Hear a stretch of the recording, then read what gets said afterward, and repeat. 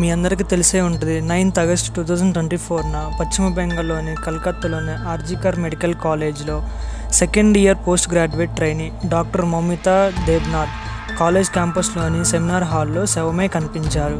దానికి ముందు ఆమె డ్యూటీ చేసుకొని కంప్లీట్ అయ్యాక తినేసి రెస్ట్ తీసుకోవడానికి వచ్చినట్లు, అప్పటి వరకు బాగానే ఉన్నట్లు తెలిపారు. అయితే తెల్లవారేసరికి ఆమె శవమై కనిపించింది. అక్కడ వాళ్ళు చూసి పోలీసులకు ఇన్ఫామ్ చేశారు. పోస్ట్ మార్టం చేసిన తర్వాత ఆమెపై అత్యాచారం చేసినట్లు నిర్ధారించారు.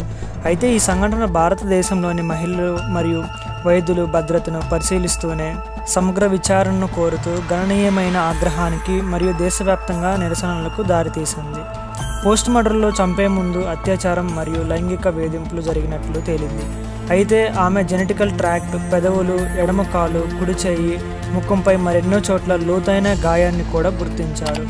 నిందితుడి చేతి గోళ్ల వల్ల మహిళ ముఖంపై గీతలు పడి ఉండవచ్చని పోస్ట్ మార్టంలో తేలింది. రిపోర్ట్ ప్రకారం ఏంటంటే ఆమె నోరు మరియు గొంతుపై ఒత్తిడి ప్రయోగించబడి చంపబడిందని చెప్తున్నారు. ఆమె కళ్ళు, నోరు మరియు ప్రైవేట్ భాగాల నుండి చాలా దారుణంగా బ్లీడింగ్ అవుతుందని తెలుపుతున్నారు.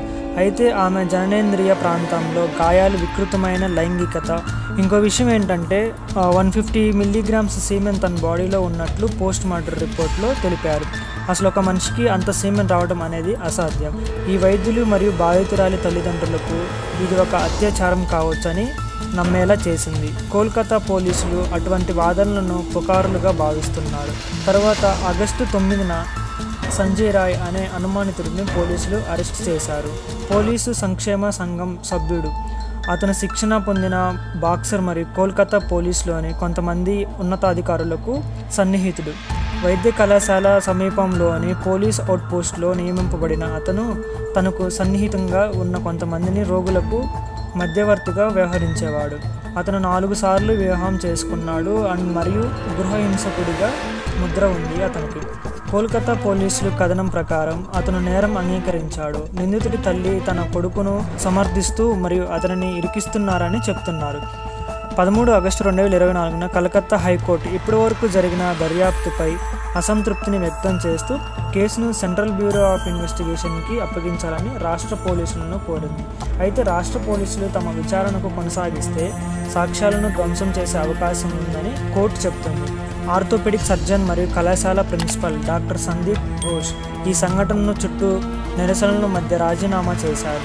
అయితే సోషల్ మీడియా విమర్శలు మరియు రాజకీయ నాయకులకు పరువు నష్టం కలిగించే వ్యాఖ్యల నుండి జరుగుతున్న అవమానాలను తట్టుకోలేకపోతున్నారని ఆయన పేర్కొన్నారు. అతను రాజీనామా చేసిన కొద్ది కాలానికే అతను కోల్కతా నేషనల్ మెడికల్ కాలేజీలో ప్రిన్సిపల్గా అపాయింట్మెంట్ ఇచ్చాడు. ఈ చర్య మరింత ఆగ్రహానికి దారితీసింది. అయితే ఆగస్టు 13న అతనిని లాంగ్ లీవ్లో ఉంచాలని కోల్కతా హైకోర్టు ప్రభుత్వానికి మరియు సంబంధిత అధికారులకు ఆదేశించింది.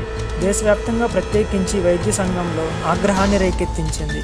ఎందుకంటే విద్యార్థి సంఘాలు మరియు మరణించిన వారి సహచరులు న్యాయం మరియు క్యాంపస్లో మెరుగైన భద్రతా చర్యలను డిమాండ్ చేశారు. ఇండియన్ మెడికల్ కాలేజ్ అసోసియేషన్ ప్రతిస్పందనగా వైద్యులపై హింసను నిరోధించే లక్ష్యంతో ప్రత్యేక కేంద్ర చట్టాన్ని ప్రవేశపెట్టాలని కేంద్ర ఆరోగ్య మంత్రి జేపీ నడ్డాను కోరింది.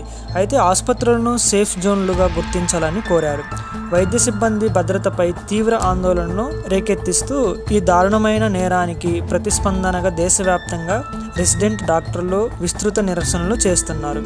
కోల్కతాలోని RG Kar medical college and hospital మహిళా వైద్యురాలిపై అత్యాచారం మరియు హత్యకు నిరసనగా ఇండియన్ మెడికల్ అసోసియేషన్ పిలుపునిచ్చిన 24 గంటల దేశవ్యాప్త సమ్మె ఈరోజు అంటే ఆగస్టు 15న ఉదయం 6 గంటల నుండి ప్రారంభమైంది మరియు ఈ యొక్క సమ్మె స్ట్రైక్ ఆదివారం ఉదయం 6 గంటల వరకు కొనసాగుతుంది.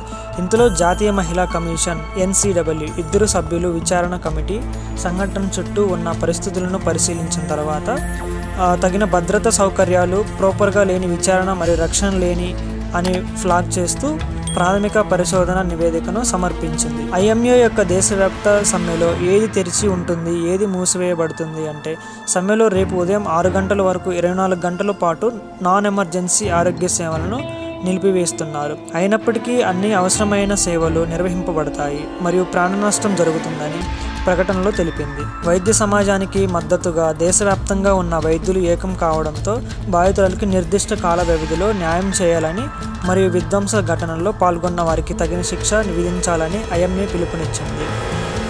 సో మన ఇన్ఫర్మేషన్ వర్త్ అనిపిస్తే తప్పనిసరిగా లైక్ చేయండి, సబ్స్క్రైబ్ చేయండి. Thank you for watching.